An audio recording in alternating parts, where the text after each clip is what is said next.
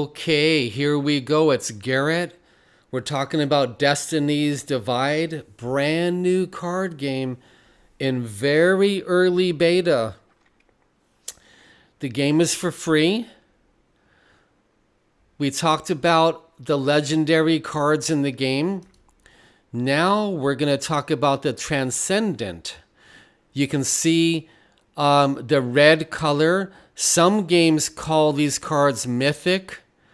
This game calls them transcendent.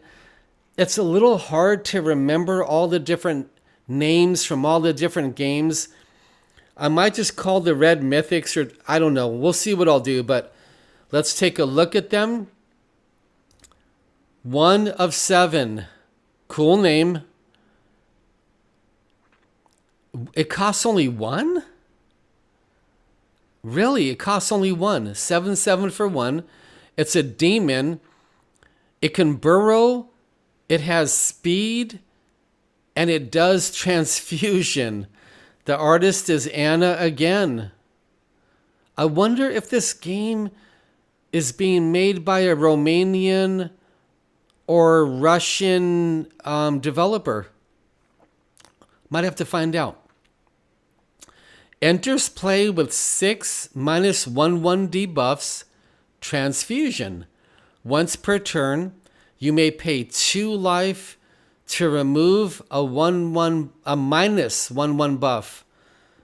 Okay, that's interesting. I don't like paying 2 every turn, but that's an interesting card. It costs only 1. That's unbelievable. Now we have a 3-cost card, 3 of 7. It's a demon. It can burrow. It has -1/1 for each card in the shared board. Usually at the start of a game, there's 4 cards in there. So you're getting a 3/3. But basically, you would play this later in the game when the shared board is empty. And you're getting a 7/7 for 3 cost. Very good. I want to share something with you about these transcendent mythic cards. The developer has said that each transcendent card has over 15 different random variances. That means if you and 14 of your friends have Kamazats, you could all literally have a little bit different variance for each card that happens when you go ahead and get this card for the first time. And that's really cool. That is so cool, all the different variances. Alexandra is the artist. 4 cost. It's a monster. It's an aerial. It's berserk. Ignores beings with guard when attacking. Oh, that's really good. That means when your opponent puts down a gigantic guard on the board, you can just keep going face. That's really cool. I like that. Let's take a look at 4 of 7. Variations. It's a demon. It can burrow. Has -1/1 for each being you control. If you started the game second, you may gain 1 energy permanently. So let's say that you have this card in your deck and you do get to go second. That's very valuable. If you go first, you're playing a 4-cost 7/7 with different variations to it. Still not too bad. Yeah, that's a cool card. Anna, the artist. We've been talking about how the Lord Jesus uses gaming as a tool in the lives of his chosen ones. And I wanted to comment that the Lord uses the Bible as a tool in some of our lives. He uses Christian music as a tool in some of our lives. And he's also using gaming, internet gaming, mobile gaming, console gaming, as a tool in some of the lives of his chosen ones. Gaming is a tool of God. The original being, okay, Anna did the artwork again. Remember, this is very, very early beta. Over 15 different variations to the card. This is an 04. When entering game and on your every turn, it's improper English, but that's okay, may return another target active being to its owner's hand. So when it enters the game on your turn and every one of your turns, you can return one of your opponent's cards back to their hand. That's pretty cool. And if you buff up his health, like say you put down a 3/3 spell on him, so he's a 3/7 now, you might be able to return a bunch of cards back to your opponent's hand. So that's an interesting card. Let's take a look at Silas, King of the Free. This is a variation of the legendary Silas card. 5 cost. He has a shield and he does Sting 2. That's an ability that you can put on another card when you play this. When played, destroys all enemy auras. Opponent can't play auras while this card is active. That's really cool. So you have a 5/6 with a shield that can destroy your opponent's auras. How many auras will your opponent have at any given time? Anywhere from 0 to 3. So the card's a little situational, but when your opponent plays his legendary aura, you put down Silas, destroy it, you got a shield on it. Yeah, it's a pretty good card. Alejandro Nieto. Beroth. Okay, who did this art?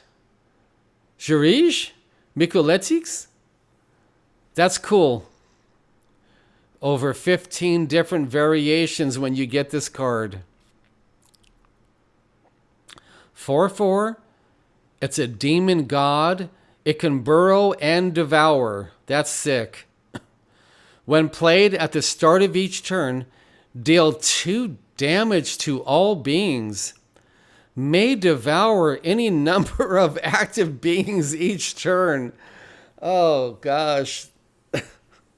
I could see people buffing this card and playing it in every deck. All right, that is cool. Baron, the werewolf. This is the mythic transcendent version of the legendary Baron. That's what this game is doing. There might be a purple epic Baron, a legendary Baron, and a transcendent Baron. It's really cool what this game is doing here. 5/5 human wolf. Wolf for all wolves gain 2/0 and speed. That is unfair. All humans gain +2 in guard. That's a good card. Real good. Let's take a look at one more. DL is the artist. Krish, the demigod. First of all, the art. DL, good job. This is early beta. Give them a few months to fix all of this and make it glossy and shiny. It is a dark elf. It's hidden and it's fatal, poisonous. When attacking beings, is immune to damage and does not lose hidden? Oh, that's sick. Whoa, this card stays hidden even after you attack. That's really good. let's take a look at this. We're talking about how gaming is a tool of God's in your life if you're a chosen one. What are some other tools of God? Praying. Praying is a tool that God gives many of us. Worshiping God, it's a tool.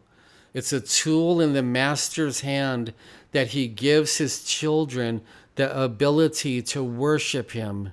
Gaming is a tool that he's using in our lives to bless us, change us, sanctify us, teach us, show us, mold us, and shape us.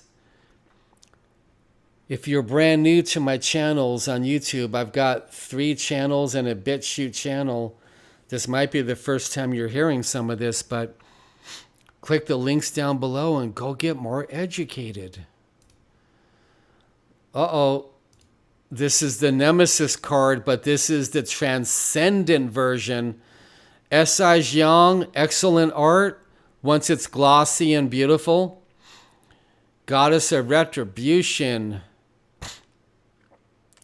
She's an elf god. Ariel, that's incredible. Shield, that's sick. While active, sets the base power and defense of all other beings to 4. So this is the Transcendent version of the legendary card. So what do I think of the Transcendent? It's Ariel, you get a shield. It's good. I mean, Ariel is just very good. It's a tiny bit better than the legendary, and that's fine. Okay, what do we got next? Next song. This is the Transcendent version of the legendary card. And remember, these cards also have a purple epic too. A lot of them. There's 3 versions of the cards. The Transcendent gets 15 different variation possibilities. 6/6 Mage Obliterate. When entering the game, may destroy up to 2 active enemy beings. The legendary can destroy 1. This one can destroy 2. It's situational. Beautiful art, DL. Really nice. Here is Uxan again, the Transcendent version. When played, summons 1 4/6 Mage with Guard. Well, okay, let's think about this. It's a mage. It's a 7 cost. When played, summons 1 4/6 Mage with Guard. I'm not too sure about this one. DL artwork. Edea. The elves are beautiful in the game. Immune to damage? That's so unfair. And she's aerial, berserk, and hidden. Anna did the artwork. Basically, this is your 10/10 that's immune to damage that can fly. There you go. If you're doing an aerial deck, she is mandatory. Incredible. Now, I've been looking at this one. Elas, the Manticore God, can't be destroyed by global spells or abilities. Alejandro, that artwork is incredible. Can't be destroyed. It's an aerial. It's a fatal. It's a sting 3 and it's a stone skin. Damn, why don't you just throw in the kitchen sink? Praise God.